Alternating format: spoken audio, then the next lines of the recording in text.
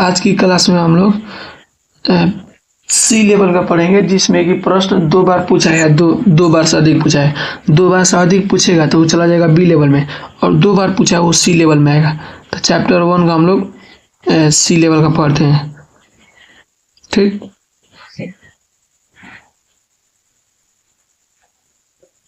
प्रश्न बोल रहा है कि लोथल स्थित है। हमारा आंसर होगा लोथल भाई साहब कहाँ स्थित है, तो गुजरात में स्थित है। यह प्रश्न देखिए 16 और 18 में पूछा गया, यानी बी सी लेवल में आया है। अगला प्रश्न बोल रहा है कि हड़प्पा सभ्यता का सबसे बड़ा नगर कौन है। हमारे आंसर होगा मोहनजोदड़ो। ये देखिए प्रश्न 17 और 20 में पूछा गया है। अगला प्रश्न बोल रहा है कि पुरातत्व के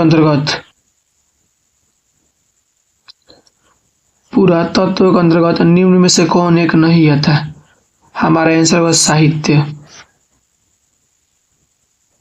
अगला प्रश्न बोल रहा है कि हड़प्पा सभ्यता का विशाल स्नानागार किस नगर में पाया गया है।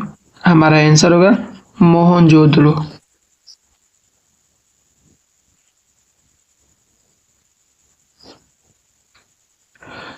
अगला प्रश्न बोल रहा है कि लोथल किस नदी के किनारे स्थित है। हमारा आंसर होगा भोगवा।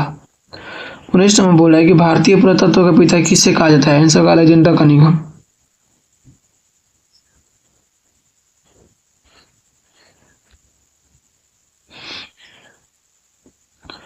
अगला प्रश्न बोला है कालीबंगा कहाँ पर स्थित है। हमारा आंसर होगा राजस्थान।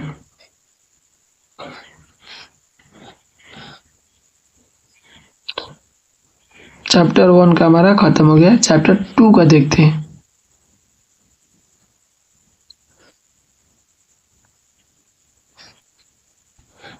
प्रश्न बोल रहा है हमारा कि किस भारतीय शासक को नेपोलियन की संज्ञा दी गई है। हमारा आंसर होगा समुद्रगुप्त को। 6 नंबर प्रश्न बोल रहा है कि प्राचीन भारत में धर्म की शुरुआत किस शासक ने की थी। हमारा आंसर होगा अशोक।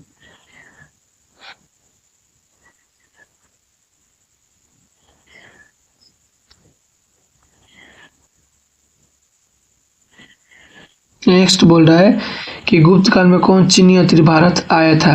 हमारा आंसर होगा फाहियान। अगला प्रश्न बोल रहा है कि इंडिका किसका यात्रा वृत्तांत है। आंसर होगा मेगास्थनीज का। प्रश्न नंबर अगला बोला कि भारतीय इतिहास का कौन सा काल स्वर्ण काल के नाम से जाना जाता है। आंसर होगा गुप्त काल। अगला प्रश्न बोला कि समुद्रगुप्त की तुलना किस यूरोपीय शासक से की जाती है। आंसर होगा नेपोलियन बोनापार्ट।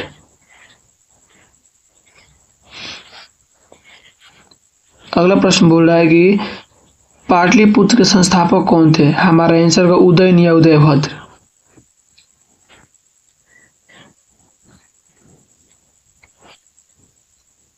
अगला प्रश्न बोल रहा है कि मौर्य साम्राज्य का प्रथम शासक कौन था। आंसर होगा चंद्रगुप्त मौर्य। नेक्स्ट बोल रहा है कि त्रिपिटक किस धर्म का साहित्य है। आंसर होगा बौद्ध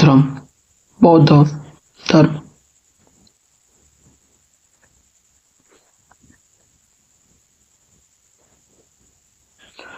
तो हमारा चैप्टर 2 का भी खत्म हुआ। हम चैप्टर 3 का देखते हैं।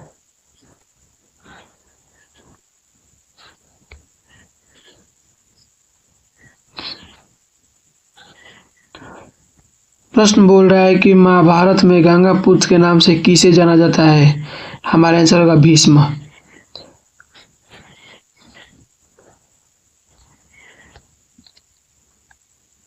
अगला प्रश्न बोल रहा है कि वेदों की संख्या कितनी है। आंसर होगा 4। चैप्टर 3 का भी खत्म। चैप्टर 4 का देखते हैं।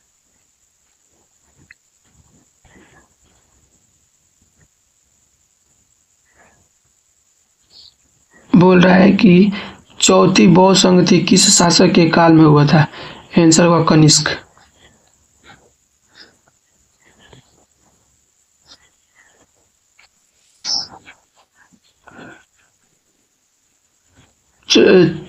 सात नंबर बोल रहा है कि चौथी बौद्ध परिषद किस शासक के काल में हुई थी। आंसर होगा हमारा कनिष्क। अगला प्रश्न बोल रहा है कि सांची का स्तूप किस धर्म से संबंधित है। आंसर होगा बौद्ध धर्म। अगला प्रश्न बोल रहा है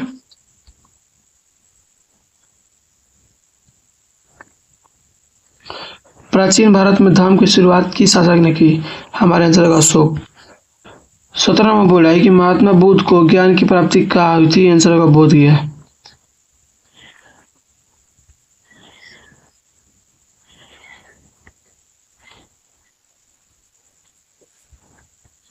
बिलियन का हम खत्म कर दिए 104 तक।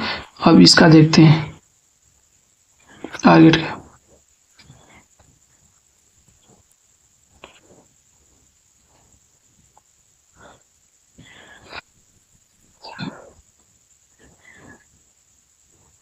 इसमें बोल रहा है कि पुरातत्व के अंतर्गत निम्न में कौन एक नहीं आता? आंसर होगा साहित्य। अगला प्रश्न बोला है कि भारतीय पुरातत्व का पिता किसे कहा जाता है? आंसर होगा अलेक्जेंडर कनिंघम।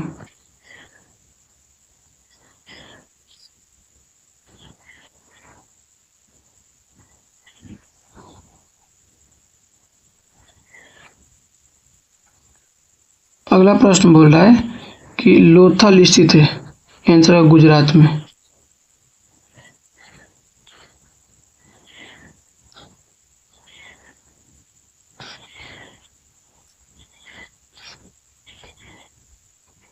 अगला प्रश्न बोला कि पहली बार राय बहादुर दयाराम साहनी ने 1921 में कहाँ उत्खनन करवाया था? हमारा आंसर होगा हड़प्पा।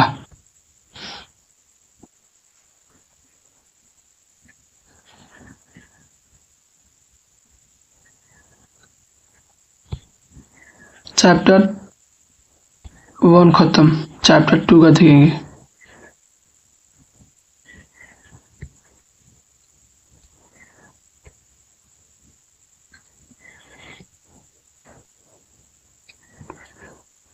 प्रश्न बोल रहे हैं हमारा कि मुद्राक्षस किसकी रचना थी? आंसर होगा हमारा विशाखा दत्त। अगला प्रश्न बोला है कि मौर्य साम्राज्य का प्रथम शासक कौन था? आंसर होगा चंद्रगुप्त मौर्य।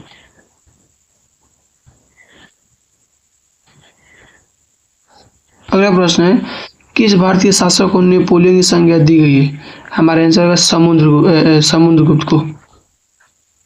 याद रखिए ये प्रश्न जो है ना उसमें बिलियन में भी दिया होगा तो कुछ दिक्कत ना होगा। अगला प्रश्न बोला कि 16 महाजनपदों में सबसे शक्तिशाली महाजनपद कौन था? आंसर होगा मगध। अगला प्रश्न बोल रहा है कि किस शिलालेख में अशोक के कलिंग विजय का उल्लेख है?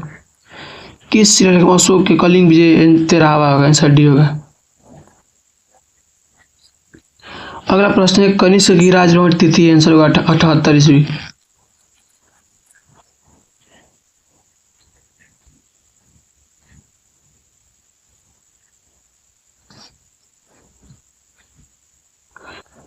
अगला प्रश्न बोला है कि राजतरंगिणी के लेखक कौन थे? आंसर होगा कल्हड़।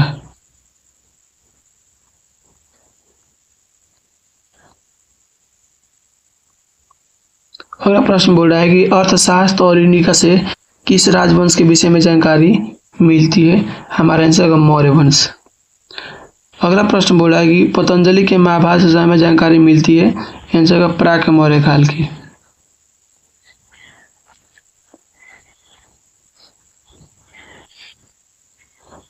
अगला प्रश्न बोला है कि महावीर ने पार्श्वनाथ के सिद्धांत में नया सिद्धांत क्या जोड़ा है? आंसर होगा ब्रह्मचार्य। 51 में बोला है कलिंग युद्ध कब हुआ था? हमारा आंसर होगा 261 ईसा पूर्व में।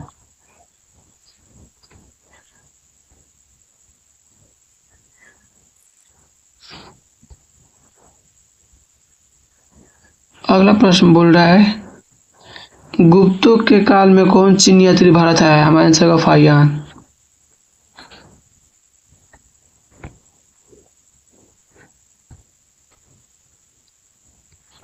चैप्टर हमारा कौन 2 भी खत्म, एगो लास्ट है।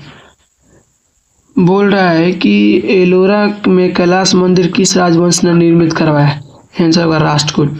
चैप्टर 2 खत्म, और चैप्टर 3 का देखते हैं।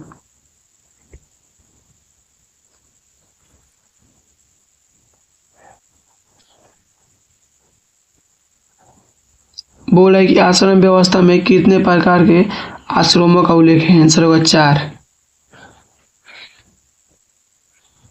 अगला प्रश्न बोल रहा है कि महाभारत युद्ध कितने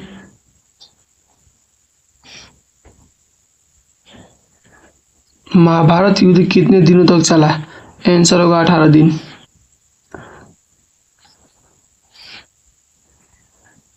अगला प्रश्न बोल रहा है कि महाभारत किसने लिखा? आंसर होगा महर्षि वेदव्यास।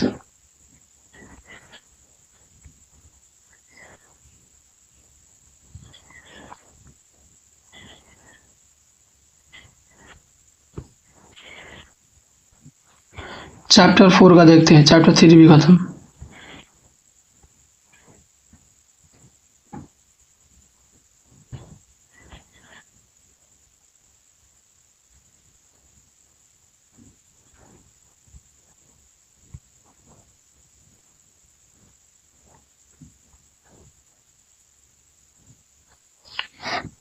चैप्टर 4 में सी लेवल का कोई देवे नहीं किया है क्वेश्चन।